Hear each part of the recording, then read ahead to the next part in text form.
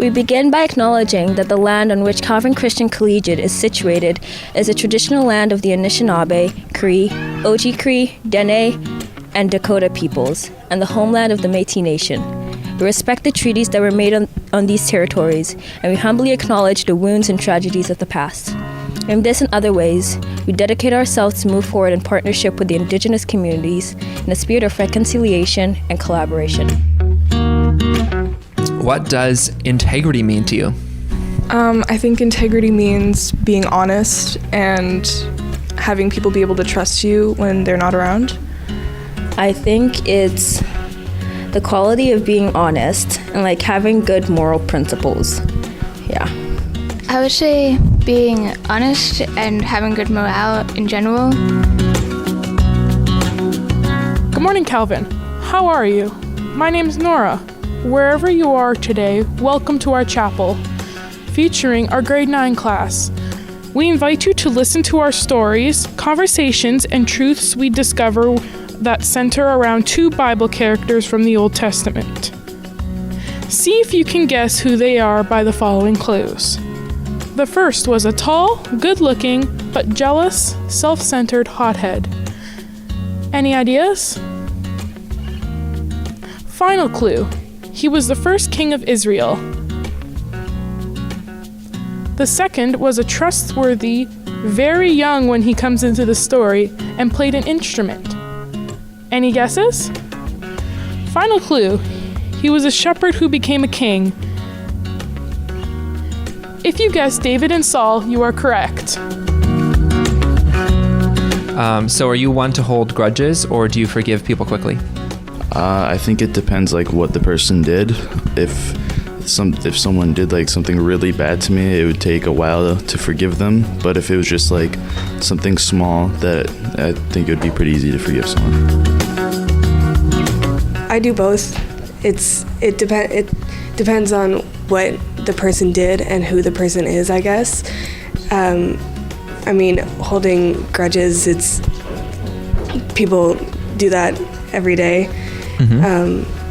Because it's hard to quickly forgive someone who did something so bad that you just feel like you can't ever forgive them again.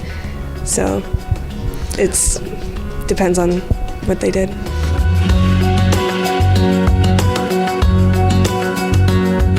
Once upon a time, after Saul had learned how powerful a king could be, he got used to the idea and started to enjoy it. I mean, when you think about it, who could resist? You want something? You snap your fingers and someone comes running. You don't like something? You snap your fingers and make it against the law. It could really become addicting. And so it was for Saul. More butter. Yes, Your Majesty. More steak. Yes, Your Majesty. More, I don't know, more Gatorade. Yes, Your Majesty, although Gatorade hasn't been invented yet. Well, get somebody on it. I'm dying of thirst here. You get the idea. He who started so small in his own eyes had become a big shot. And he started to act like it. All right, that was a great victory today. Great job in battle. But I'm not done yet. I have more enemies to kill, so nobody eats until I'm done. Got it?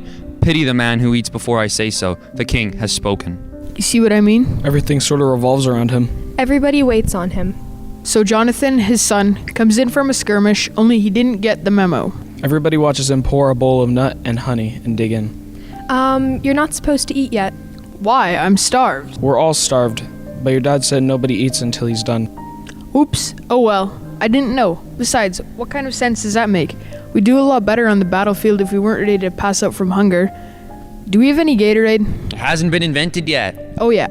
Well, it doesn't take long for Saul to figure it out. When he asked God's advice for continuing the battle, God was silent. Somebody has sinned. Saul ranted. God is not answering. I swear that whoever it was, even if it was my son Jonathan, will be put to death. Somebody ate. So they sort of drew straws to see who it was. And sure enough, everything pointed to Jonathan.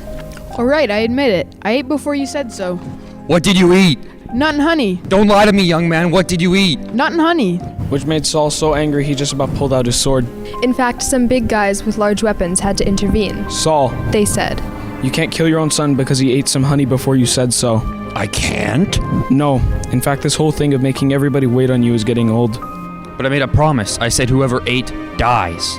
Yeah, but it was a stupid promise. But I'll look weak if I change my mind. So you'd rather kill your own son than look weak? Well, when you put it that way. Yes, I'd rather kill my son than look weak. But by that point, nobody really had the stomach for it, Saul included. Which made Jonathan very happy and very sad. Happy that he would live to eat another bowl of nut and honey. Sad that his dad was becoming such a jerk. How would you define a good leader? A person who respects the people who they are leading and doesn't, or will take their opinions and things that need to be changed. The story Nut and Honey comes from the book of 1 Samuel. In 1 Samuel 14 it says, "Now the Israelites were in distress that day, because Saul had bound the people under an oath, saying, 'Cursed be anyone who eats food before evening comes.'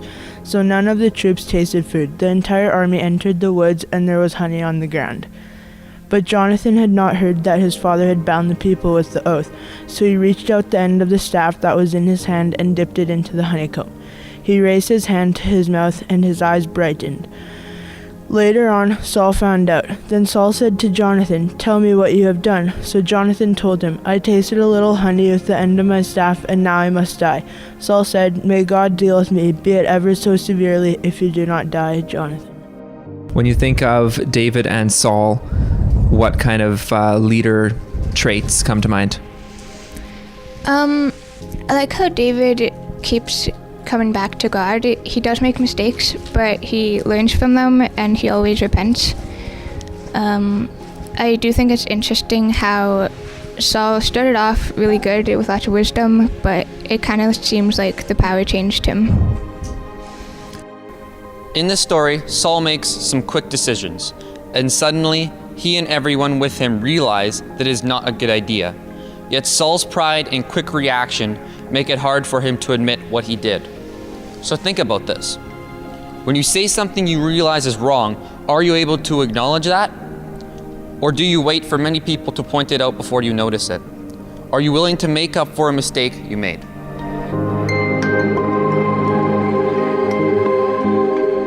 Once upon a time, there was a king. A good king. A wise king. Better than your average king.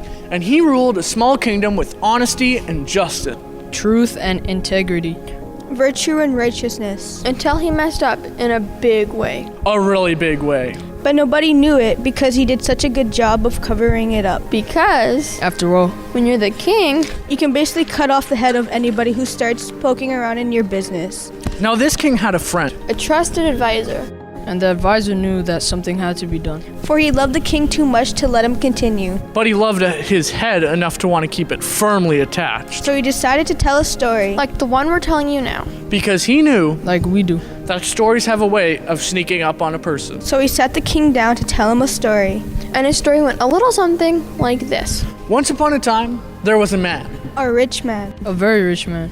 Who had more cattle and sheep than anyone could count. "Go count my sheep," he would say. And his servants did their best. But they were just too much to count. Especially when the little lambs kept squirming out of line. Okay, now hold still. Were you in the counted bunch or the uncounted bunch? It was difficult to say. So the servants would come back and report their findings. You've got a lot of sheep. Well, how many? The master would demand. A lot. Thousands. At least 12, maybe more.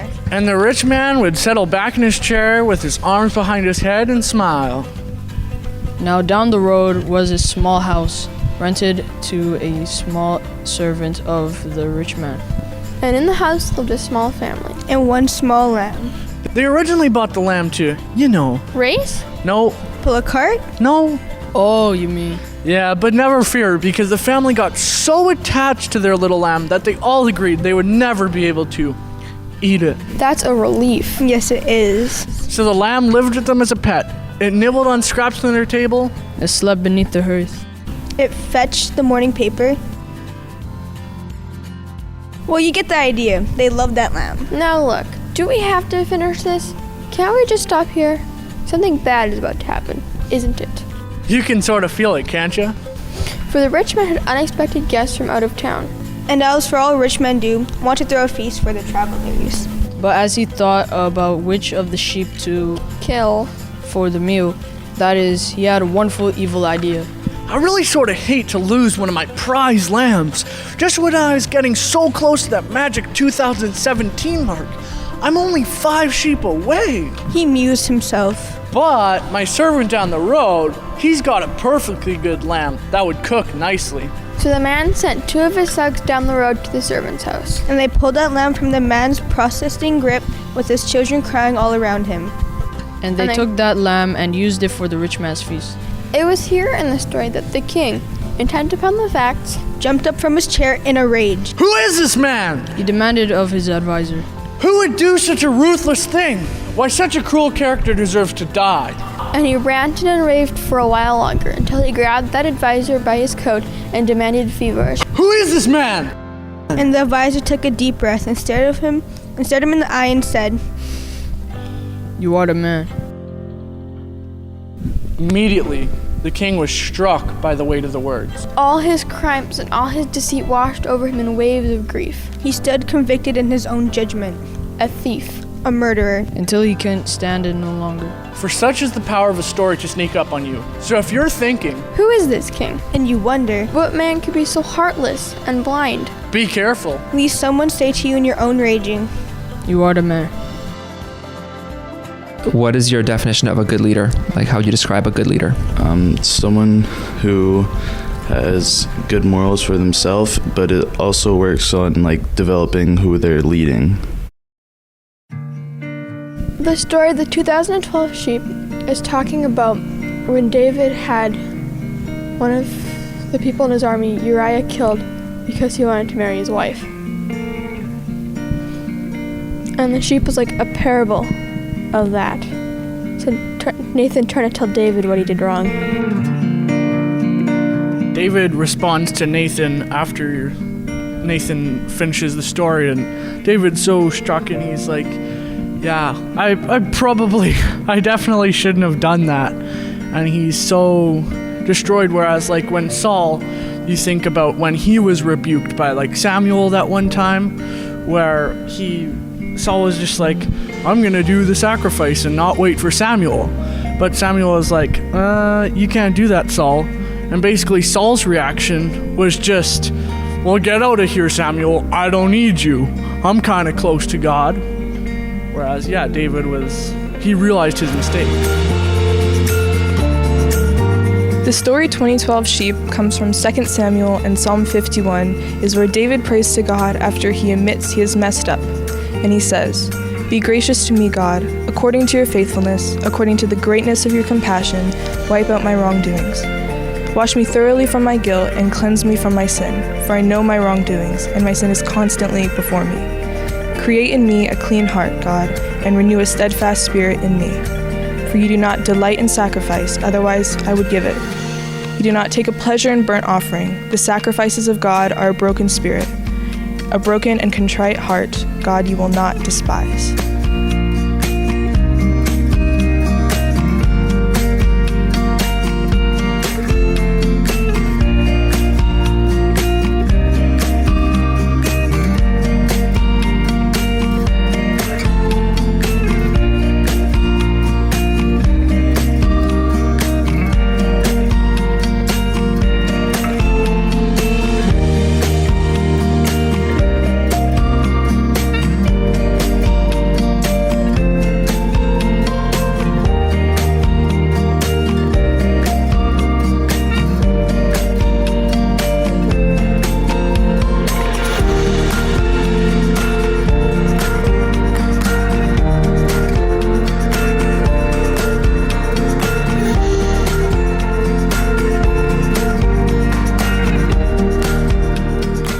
Pray with me some words of David, taken from Psalm 57. Be gracious to me, God, be gracious to me. Because I'm not perfect, I need that grace. My soul takes refuge in you, and in the shadow of your wings I will take refuge until destruction passes by, until the hard things we are going through come to an end. I will cry to God Most High, to God who accomplishes all things for me. I will go to you, you will help us. I will sing, yes, I will sing praises. I will praise you, Lord, among the peoples. For your goodness is great to the heavens, and your truth to the clouds. Amen.